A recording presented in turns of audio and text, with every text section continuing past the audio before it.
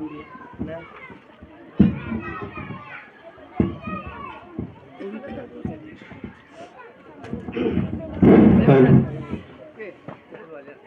اللہ الرحمن الرحیم وبہ نستعین اما بعد۔ معزز و مکرم ذمہ داران عظام اور اس مکتب کے ڈائریکٹر کہیے، پرنسپل کہیے، ذمہ دار کہیے، جناب حضرت مولانا محمد عارف صاحب نے ہمیں کہا کہ یوم جمہوریہ کے موقع سے ایک مختصر سا پروگرام ہم لوگ کر رہے ہیں، تشریف لائیے۔ بڑی خوشی کی بات ہے، اور صرف ہم اور آپ کے لیے نہیں، پورے ملک کے لیے یہ بڑی خوشی کی بات ہے کہ آج ہم لوگ یوم جمہوریہ منا رہے ہیں۔ کچھ باتیں ایسی ہیں جن کو سمجھنا بھی بہت ضروری ہے، اور اپنے نوجوان اور نئی نسل کو بتانا بھی بہت ضروری ہے، تاکہ ہمیں پتہ چلے کہ بھائی یوم جمہوریہ ہے کیا۔ اور اسی طریقے سے ہم جو ہے یوم آزادی بھی مناتے ہیں، کیا ہے۔ مختصر طور پہ سنیے، پھر انشاءاللہ بچوں کا پروگرام ہم خود سننے آئے۔ جب یہ ملک 1857 میں انگریزوں کا غلام ہو گیا، انگریزوں کا غلام ہوا، اور آپ کو معلوم ہوگا کہ اس وقت کے آخری مغلیہ سلطنت کے بادشاہ بہادر شاہ ظفر تھے، ان کے ہاتھ سے یہ ملک چھینی گئی، اور انگریزوں نے اس ملک پر تسلط کیا، قبضہ جمایا۔ اس کے بعد سے لے کر مسلسل ان کا قبضہ 1947 تک رہا۔ غور سے سنیے گا، 1947 تک رہا مسلسل ان کا قبضہ۔ 1947 میں یہ دیش آزاد ہوا، اور آزاد بھی ہوا کیسے بھائی؟ لمبی داستان ہے۔ اس ملک کے ہر مذاہب کے لوگ، ہر مذہب کے ماننے والے، ہندو، مسلم، سکھ، عیسائی، بودھ، کرسچن، جتنے بھی لوگ اس ملک میں بسے ہوئے ہیں، سبوں نے شانہ بہ شانہ، قدم بہ قدم ملا کر انگریزوں کے خلاف جنگیں لڑی، بہت سی لڑائیاں لڑی، تب جا کر یہ ملک جو ہے 1947 میں آزاد ہوا، انگریزوں کے قبضے سے آزاد ہوا۔ اس کے بعد یہ بات آئی سامنے، یہ ملک تو آزاد ہوا، لیکن اب یہ ملک جو ہے چلے گا کس طریقے سے؟ اس ملک میں کون سی قانون چلے گی؟ کون سا سموِدھان چلے گا؟ یہاں کے رہنے والے کس قاعدے قانون میں زندگی گزاریں گے؟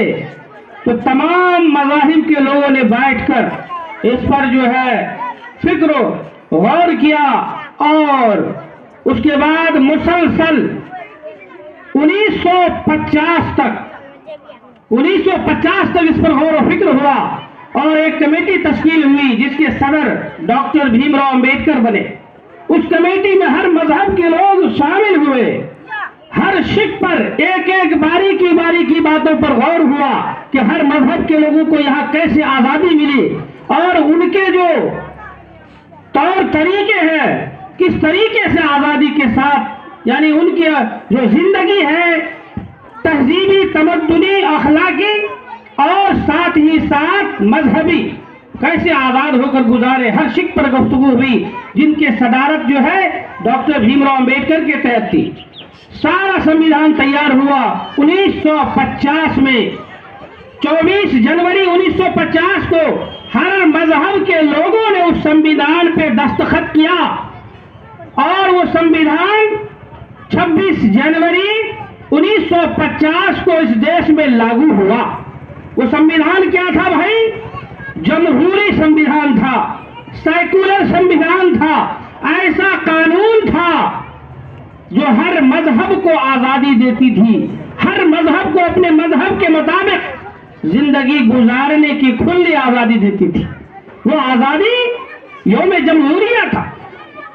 لیکن بہت ہی افسوس کے ساتھ ان کو کچھ کہنا پڑتا ہے، کیونکہ ضروری بھی ہے، دل کی بات دل میں رکھیں گے تو یقیناً ہمیں ہی تکلیف ہوگی۔ کہنا پڑتا ہے جو سموِدھان، جو جمہوری، جو آزادی تمام مذاہب کے لوگوں نے مل کر اس ملک کو دیا تھا، ہر مذہب کے لوگوں کو جو آزادی دیا تھا انگریزوں کے غلامی سے، کچھ فرقہ پرست نے، کچھ لوگوں نے اپنی روٹی دال سیکنے کے لیے اس جمہوریت کو بھی خطرے میں ڈال دیا، اس جمہوریت کو بھی خطرے میں ڈال دیا۔ آپ کچھ دن سے سن رہے ہوں گے حالات دیش کے دن بدن بگڑتے جا رہے ہیں، جمہوریت کے نام پہ کچھ لوگ کلنک ہے، جبکہ یہ جمہوری اس دیش کے ایک ایک فرد کا حق ہے، اس دیش کے ایک ایک مذہب کے ماننے والے کا حق ہے، اس دیش کے ایک ایک جو نیچے طبقہ سے اوپر تک ہے، سب کو یہ جمہوریت حاصل ہے اور سب کو یہ حق حاصل ہے کہ اس دیش میں آزادی کے ساتھ بنا کسی دباؤ کے اپنے مذہب کے مطابق اپنی زندگی کو گزارے۔ یہ ہمیں سنویدھان اجازت دیتی ہے، یہ ہمیں جمہوریت کا نظام اجازت دیتی ہے، یہ ہمیں کانسٹیٹیوشن آف انڈیا اجازت دیتی ہے۔ لیکن افسوس کی بات ہے کہ جب گلستان کو خون کی ضرورت پڑی، سب سے پہلے ہماری ہی گردن کٹی۔ جب اس دیش کو خون کی ضرورت پڑی، انگریزوں کے خلاف لڑنے کی ضرورت پڑی، تو سب سے پہلے ہم نے ہی اس کے سامنے سینا دیا۔ کیسے دیا سنیے۔ 1857 میں جب بہادر شاہ ظفر سے یہ دیش چھینا گیا، بتائیے دیش جب مسلم سے چھینا گیا تو لڑائی انگریز کی کس سے ہوگی بتائیے؟ یقیناً مسلم سے ہوئی۔ آپ تاریخ اٹھا لیجئے، ہسٹری آف انڈیا اٹھا لیجئے، آپ کو پتا چلے گا کہ 1857 سے لے کر 1900 تک، 1857 سے لے کر 1900 تک صرف مسلمان نے ہی انگریزوں کے خلاف لڑتا رہا۔ اس کے بعد ہمارے دیش کے سارے مذاہب کے لوگوں نے اس مشن میں شریک ہوا، اس آزادی کی لڑائی میں شریک ہوا، پھر سب مل کر اس دیش کو آزاد کیا۔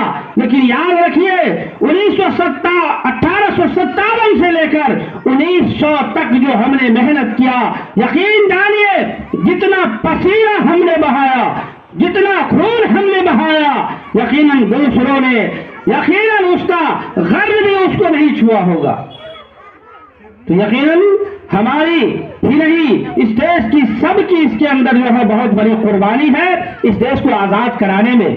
اور ہمارے بزرگوں نے، ہمارے اس دیش کے سوتنترتا سینانیوں نے جو اس دیش کو بہت بڑی آزادی دی ہے، ہم سب کو چاہیے کہ بلا مذہب کے، بلا تفریق مذہب و ملت کے، بغیر ذات پات کے، سب ایک دوسرے سے مل جل کر اس آزادی کا مزہ اٹھاوے اور اس دیش کو امن و امان قائم کرنے کے لیے ایک دوسرے مذہب کا مددگار بنے اور ایک دوسرے کی شانہ بشانہ گلے سے گلے مل کر اس دیش کو ترقی کرنے کی کوشش کرے۔ یقین جانیے اسی میں دیش کی بھی ترقی ہے اور اسی میں دیش والوں کی بھی ترقی ہے۔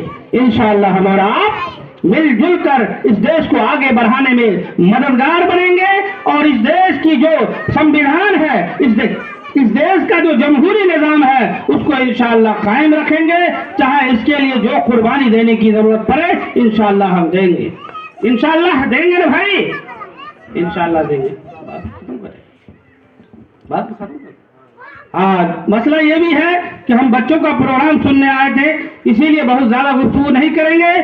یہ آزادی یقیناً بہت بڑا تحفہ ہے، اس آزادی کا ہم گھر گھر خوشی اور جشن منائیں، کوشش کریں کہ اس طرح کے پروگرام میں جوک درجوک بھیڑ لگا کر شریک ہو تاکہ بچوں کے ذریعے کچھ سننے کو ملے، تو ہم آنے والے بچوں کو اس چیز کی جانکاری دیں تاکہ تعلیمی میدان میں بھی بچوں کا ذوق اور شوق بڑھے۔ اللہ تعالی ہمیں اور آپ کو اس پہ عمل کی توفیق عطا فرمائے۔ آمین۔